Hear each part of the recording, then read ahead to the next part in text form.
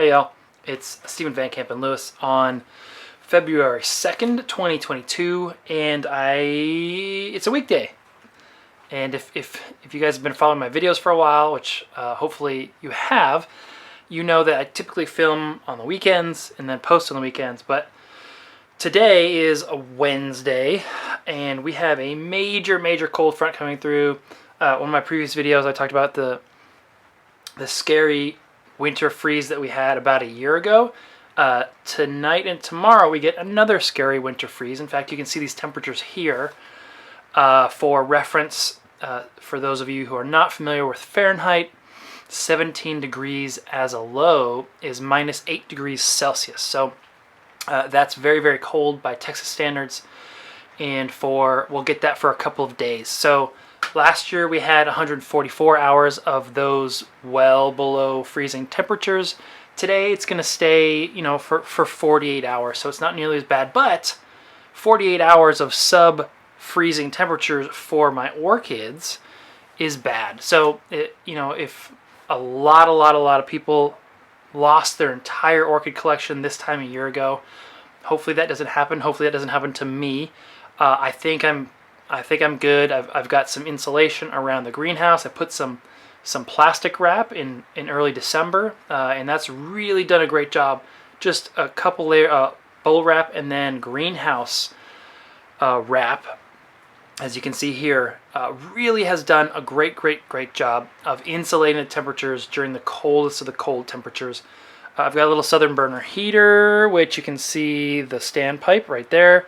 Has done a great job so far, and I've got a little electric heater down here that you can't see that has done a great job so far. And I've also found that having a fan, a good-sized fan, circulating the air, pointed at the ceiling to circulate the air, keeps the heat from just building up at the top and moves it all around. So, but who knows? Maybe this is the last time that I ever broadcast to you about my orchids because they all freeze.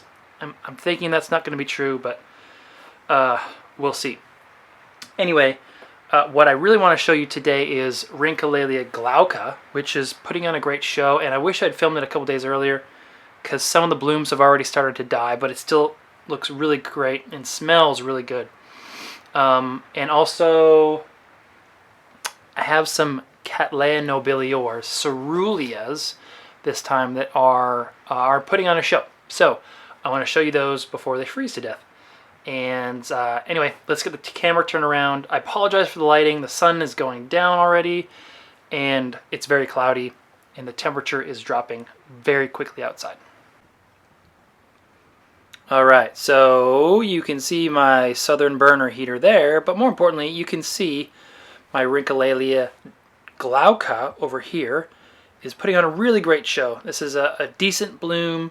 I think I divided it last year maybe, so it's not quite as floriferous this year as in previous years, but we still get 1, 2, 3, 4, 5, 6, 7, 8, 9 flowers, 3 of which are fading already. So I apologize for not filming this earlier. Before we zoom in there, you can see that my Cattleya ludemanianas are starting to bud, so hopefully those will put on a good show for me and for you here in a couple of weeks. But you can see this is a pretty large plant that has very showy flowers. Smells really nicely in the evening, as Rhyncholaelias do. Of course, they're moth pollinated, so they smell at night, since that's when moths are most active. Good sized plant, and I really enjoy this one. This is one of my favorite plants. It took me a bunch of years to bloom this one, actually. I didn't realize that they need incredibly bright conditions to bloom in the winter. So when I would try to grow this under lights in the winter, they wouldn't bloom. So it turned into a large bush-sized plant, and I chopped it up. I was going to sell the whole thing, and then I baked it in the sun, basically, here in the greenhouse when I finally get the greenhouse up and running, and sure enough, it blooms.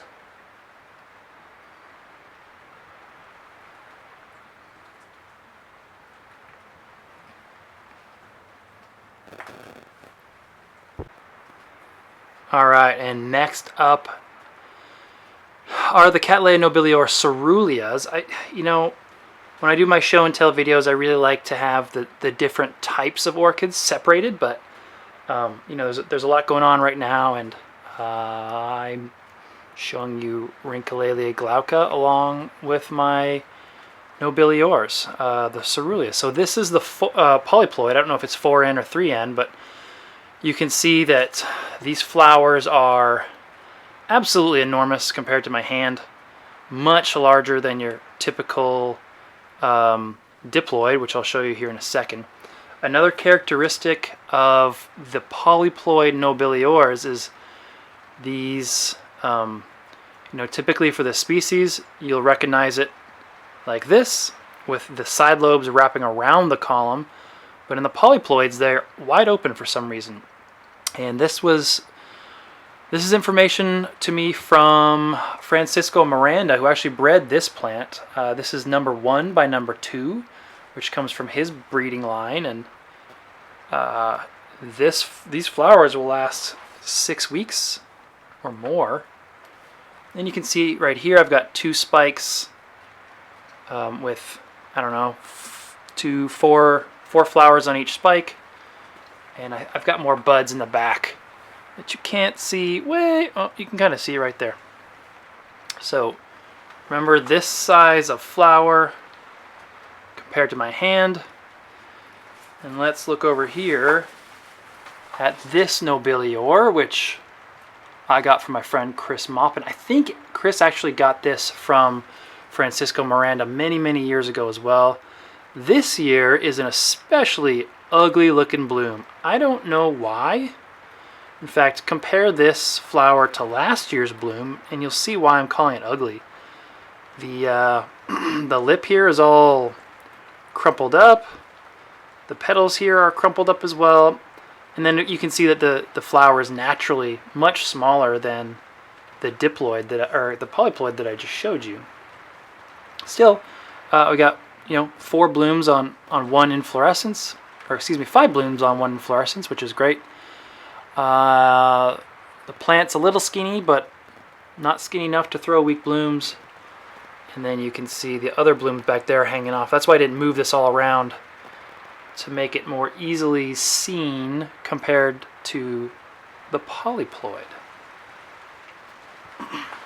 And finally, I have a first bloom. So this little teeny thing is, well, I got it from Floralia. I imported it from Floralia some years ago. And it says alba. Clearly this is not an alba. This is pink. Maybe coerulea. I don't know. The coerulea color next to this one is different. So yeah, we'll just call this a pink one. Maybe a coerulescens. But yeah, so this is, like I said, a first bloom, and you can see the relative size of the plant, certainly compared to this one. You can see this is about how small they'll be when they bloom. And you can also, I've shown you this before, but this is my tipo here in the back. This is a typical flower, color and shape. This is what, this is kind of what a wild collected specimen would look like. So it's nothing special, but you can see that this shape and form on this particular first bloom is nothing special either. But we'll see what it does on subsequent blooms, and if it doesn't impress me next year, it will be sold. Anyway, I hope all of you stay warm, and you have better luck with your weather than I have. And in a couple weeks, assuming these plants all bloom, I will show you what an actual alba, I know this one to be an alba nobilior looks like when it's blooming. Talk to you later.